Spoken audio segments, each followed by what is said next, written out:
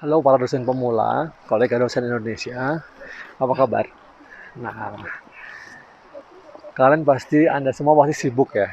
Kalau dosen itu kan identik dengan nggak cuma ngajar doang ya, tetapi juga ada kerjaan-kerjaan administratif. Nah, itu kadang-kadang kerjaan administratif itu yang membuat capek gitu ya, bosan gitu. Atau kadang-kadang, dosen kok ternyata kerjaannya gini ya. Nah, sekarang buat teman-teman biar nggak boring, nggak bosan ya. Pertama, kita harus memahami dulu fungsi tugas mulia seorang dosen. Nah, jadi selain mengajar, ya, ada penelitian, publikasi, dan juga pengabdian kepada masyarakat. Nah, tentu ya setelah melakukan pengajaran diadministrasikan. Jadi kalau saya bilang hampir nggak ada gitu kalau misalnya pekerjaan itu hanya mengajar saja tanpa hal-hal administratif ya. Karena apa? Setelah mengajar teman-teman pasti grading ya atau marking. Nah, dari hasil grading atau marking kemudian dilaporkan ya dalam sistem. Apakah kalau teman-teman mungkin masih di kampusnya masih manual, nggak apa-apa juga. Tapi kalau yang sudah menggunakan sistem, tentu menginputnya dalam sistem. Nah, jadi harus dipahami bahwa tugas administratif itu embedded ya, inherent dengan tugas kita sebagai dosen.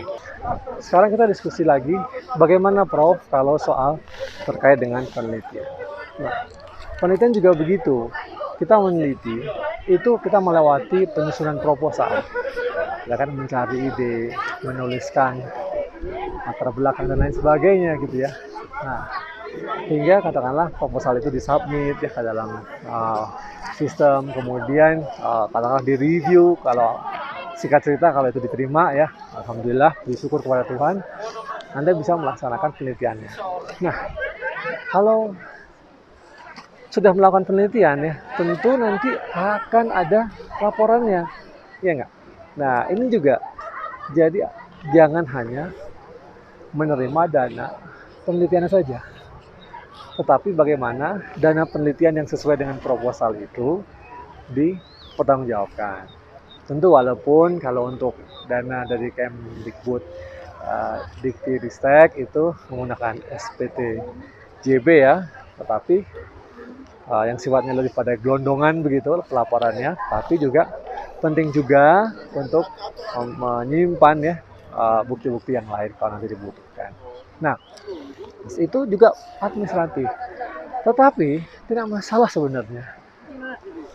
Teman-teman bisa menyiasati dengan apa? Dengan mengangkat asisten administratif, asisten peneliti juga yang mungkin merangkap tugas-tugas administratif. Bisa juga mengangkat mahasiswa kita. Kita tugaskan mahasiswa kita untuk menjadi asisten peneliti. Ya, kita magangkan mereka dari mengerjakan hal administratif yang sangat membantu kita. Kita memberikan arahan saja, memberikan direction saja, apa saja yang harus dilaporkan, seperti apa. Nah, ini ada keuntungannya sangat banyak ya, bahwa dosen dan mahasiswa melakukan penelitian bersama. Mahasiswa belajar ya dari dosennya langsung, pasti mahasiswanya juga senang. Nah, itu laporannya. Nah, jaga juga luaran-luarannya. Sekarang semua hibah penelitian dari Kemdikbudristek itu luarannya salah satunya adalah artikel jurnal ya, artikel jurnal ilmiah ya, khususnya untuk jurnal terakreditasi atau bahkan terindeks Scopus ya, atau artikel internasional bereputasi. Nah, Anda harus lihat setiap skema itu memiliki persyaratannya apa, luaran-luarannya apa gitu. Nah, sebelum saya lanjutkan, gimana? Teman-teman sudah pernah belum ke Bromo ya? Ya, silahkan yang ada di Jawa Timur. Ya. Kalau usah jauh-jauh, yang Anda bisa healing gitu ya, silahkan gitu ya, nggak jauh dari kota Malang ya. Nah, yang ketiga ya, tadi sebentar setelah penelitian laporannya, luarannya disampaikan, di situ juga teman-teman kan melaporkan ya, itu juga administratifnya ada gitu ya. Nah, sekarang udah banyak ya sistem-sistem aplikasi yang ada dikeluarkan oleh Kementerian Kemendikbudristek sehingga kita bisa menggunakan dengan baik. Ingat ya, kita punya aplikasi Sinta, Sister ya, Bima, wah banyak banget ya ternyata ya.